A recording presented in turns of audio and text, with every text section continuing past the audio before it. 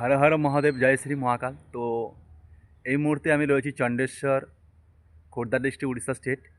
তো আমি দুদিন ধরে দণ্ডযাত্রা বন্ধ রেখেছি।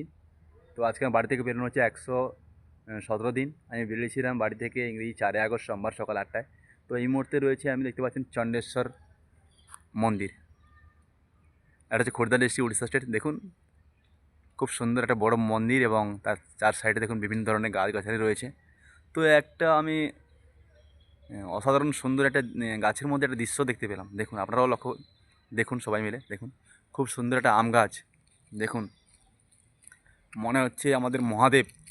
পুরো দেখুন, পুরো দেখুন, আমাদের আম গাছের মধ্যে মহাদেব।